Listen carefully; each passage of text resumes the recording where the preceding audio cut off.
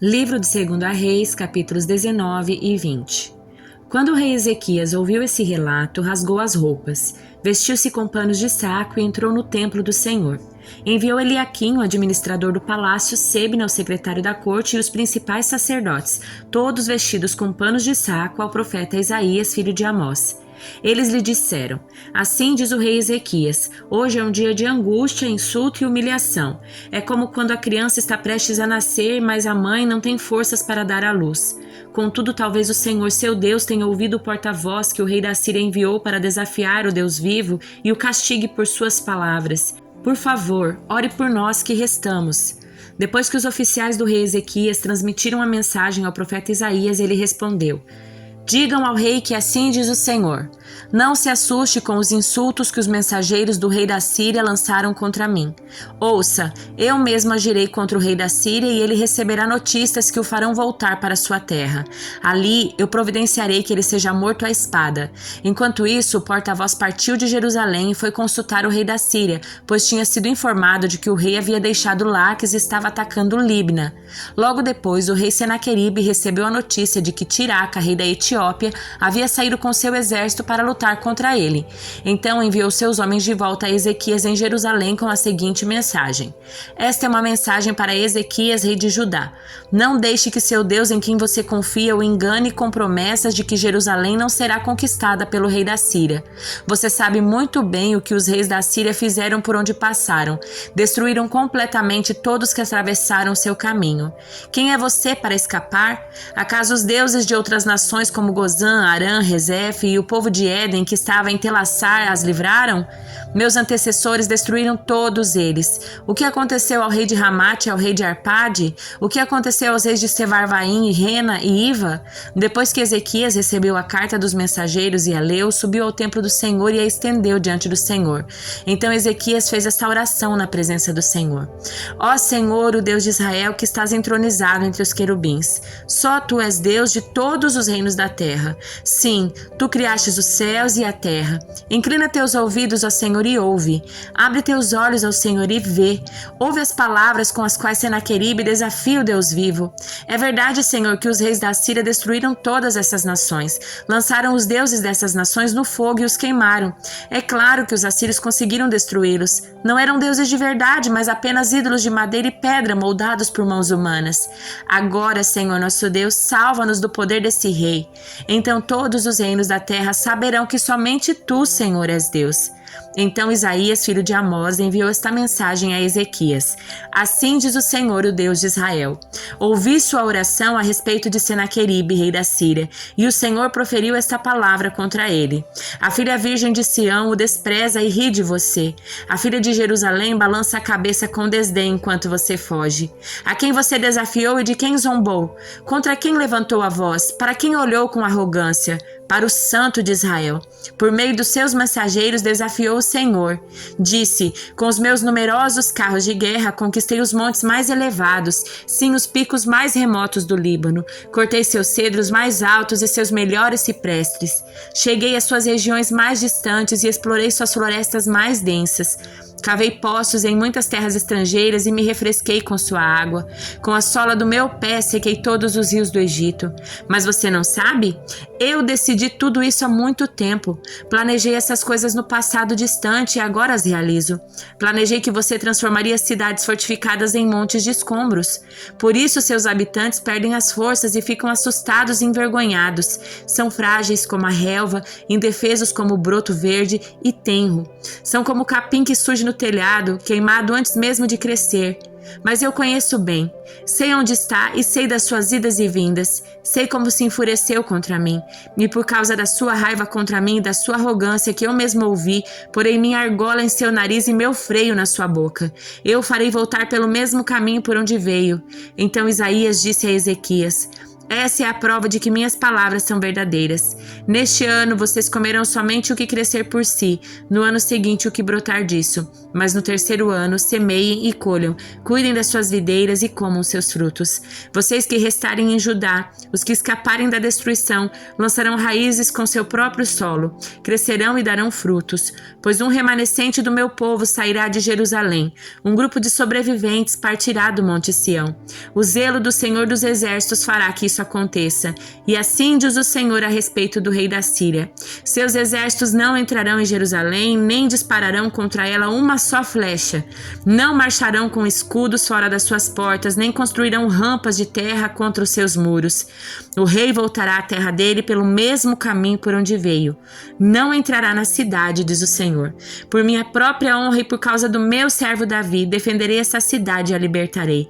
Naquela noite, o anjo do Senhor foi ao acampamento assírio e matou 185.000 soldados assírios. Quando os sobreviventes acordaram na manhã seguinte, encontraram cadáveres por toda a parte. Então Senaqueribe, rei da Síria, levantou o acampamento e partiu para sua terra. Voltou para Nínive e ali ficou. Certo dia, enquanto ele adorava no templo do seu deus Nisroque, seus filhos Adrameleque e Sarezer o mataram à espada. Fugiram para a terra de Ararat e outro filho, Esaradom, se tornou seu sucessor na Assíria. Por esse tempo, Ezequias ficou doente e estava para morrer. O profeta Isaías, filho de Amós, foi visitá-lo e transmitiu-lhe a seguinte mensagem: assim diz o Senhor, ponha sua casa em ordem, pois você vai morrer. Não se recuperará dessa doença. Quando Ezequias ouviu isso, virou o rosto para a parede e orou ao Senhor: ó Senhor, lembra-te de como sempre te servi com fidelidade e devoção e de como sempre fiz o que é certo aos teus olhos. Depois o rei chorou amargamente. Então, antes que Isaías deixasse o pátio intermediário, recebeu esta mensagem do Senhor: volte a Ezequias, líder do meu povo, e diga-lhe: assim diz o Senhor, o Deus do seu antepassado Davi. Ouvi sua oração e vi suas lágrimas. Vou curá-lo, e daqui a 3 dias você sairá da cama e irá ao templo do Senhor. Acrescentarei 15 anos à sua vida e livrarei você e esta cidade do rei da Síria. Defenderei essa cidade por causa da minha honra e por causa do meu servo Davi. Então Isaías disse: preparem uma pasta de figos. Os servos de Ezequias fizeram a pasta e espalharam sobre a ferida, e Ezequias se recuperou. Ezequias tinha perguntado a Isaías: que sinal o Senhor dará como prova de que ele vai me curar e de que irei ao templo do Senhor daqui a 3 dias? Isaías respondeu: este é o sinal do Senhor que cumprirá o que prometeu. Você prefere que a sombra do relógio de sol avance 10 graus ou recue 10 graus? É natural que a sombra avance, disse Ezequias. Isso seria fácil. Faça voltar 10 graus. O profeta Isaías orou ao Senhor e ele fez a sombra recuar 10 graus no relógio de sol de Acás. Pouco tempo depois, Merodach-Baladã, filho de Baladã, rei da Babilônia, enviou cartas e um presente para Ezequias, pois soube que o rei tinha estado muito doente. Ezequias recebeu os mensageiros babilônicos e lhes mostrou tudo o que havia na casa do tesouro: a prata, o ouro, as especiarias e os óleos aromáticos. Também os levou para conhecer seu arsenal e lhe mostrou tudo o que havia nos tesouros do rei. Não houve nada em seu palácio nem em seu reino que Ezequias não lhes mostrasse. Então o profeta Isaías foi ver o rei Ezequias e lhe perguntou: o que esses homens queriam? De onde vieram? Ezequias respondeu: vieram da Babilônia, uma terra distante. O que viram em seu palácio? Perguntou Isaías. Viram tudo, Ezequias respondeu. Eu lhes mostrei tudo que possuo, todos os meus tesouros.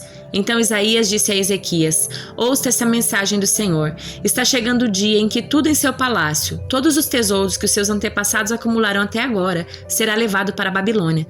Não ficará coisa alguma, diz o Senhor. Até mesmo alguns dos seus descendentes serão levados para o exílio. Eles se tornarão eunucos e servirão no palácio do rei da Babilônia. Ezequias disse a Isaías: a mensagem do Senhor que você transmite é boa, pois o rei pensava: pelo menos haverá paz e segurança durante a minha vida.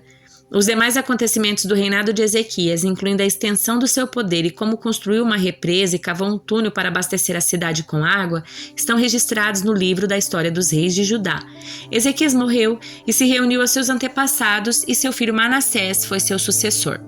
Eclesiastes capítulo 11. Envie os grãos da sua colheita mar afora, e com o tempo isso lhe trará retorno. Invista seus recursos em vários lugares, pois desconhece os riscos adiante. Quando as nuvens estão carregadas, vêm as chuvas. Quando a árvore cai para o norte ou para o sul, ali permanece. O agricultor que espera condições de tempo perfeitas nunca semeia. Se ele fica observando cada nuvem, não colhe. Assim como é impossível entender o caminho do vento ou o mistério do crescimento do bebê no ventre da mãe, também é impossível entender as obras de Deus que faz todas as coisas. Semeie pela manhã e continue a trabalhar à tarde, pois você não sabe que lucro virá de uma atividade ou de outra, ou talvez de ambas. A luz é doce. Como é bom ver o nascer de um novo dia. Se você chegar à velhice, desfrute cada dia da sua vida. Lembre-se, porém, que haverá muitos dias sombrios. Nada do que ainda está por vir faz sentido. Jovem, alegre-se em sua juventude. Aproveite cada momento. Faça tudo o que desejar, não perca nada. Lembre-se, porém, de que Deus lhe pedirá contas de tudo o que fizer. Não se preocupe com coisa alguma e mantenha o corpo saudável. Lembre, porém, que a juventude e a vida inteira diante de você não fazem sentido. Gálatas capítulo 6. Irmãos, se alguém for vencido por algum pecado, vocês que são guiados pelo Espírito devem com mansidão ajudá-lo a voltar ao caminho certo. Cada um cuide para não ser tentado. Ajudem a levar os fardos uns dos outros e obedeçam, desse modo, à lei de Cristo. Se vocês se consideram importantes demais para ajudar os outros, estão apenas enganando a si mesmos. Cada um preste muita atenção em seu trabalho, pois então terá a satisfação de havê-lo feito bem e não precisará se comparar com os outros, porque cada um de nós é responsável pela própria conduta. Aqueles que recebem o ensino da palavra devem repartir com seus mestres todas as coisas boas. Não se deixe enganar, ninguém pode zombar de Deus. A pessoa sempre colherá aquilo que semear. Quem vive apenas para satisfazer sua natureza humana, colherá dessa natureza ruína e morte, mas quem vive para agradar o Espírito, colherá do Espírito a vida eterna. Portanto, não nos cansemos de fazer o bem. No momento certo, teremos uma colheita de bênçãos se não desistirmos. Por isso, sempre que tivermos oportunidade, façamos o bem a todos, especialmente aos da família da fé. Vejam com que letras grandes lhes escrevo de próprio punho estas palavras finais. Aqueles que procuram obrigá-los a se circuncidarem desejam causar boa impressão para outros, a fim de não serem perseguidos por ensinar que somente a cruz de Cristo pode salvar. Nem mesmo aqueles que defendem a circuncisão cumprem toda a lei. Querem que vocês sejam circuncidados só para que eles se gloriem disso. Quanto a mim, que eu jamais me glorie em qualquer coisa a não ser na cruz do nosso Senhor Jesus Cristo. Por causa dessa cruz, meu interesse nesse mundo foi crucificado e o interesse do mundo em mim também morreu. Não importa se fomos circuncidados ou não, o que importa é que fomos transformados em nova criação. Que a paz e a misericórdia de Deus estejam sobre todos os que vivem de acordo com esse princípio e sobre Israel de Deus. De agora em diante, que ninguém me perturbe com essas coisas, pois levo em meu corpo cicatrizes que mostram que pertenço a Jesus. Irmãos, que a graça do nosso Senhor Jesus Cristo esteja com o espírito de vocês. Amém.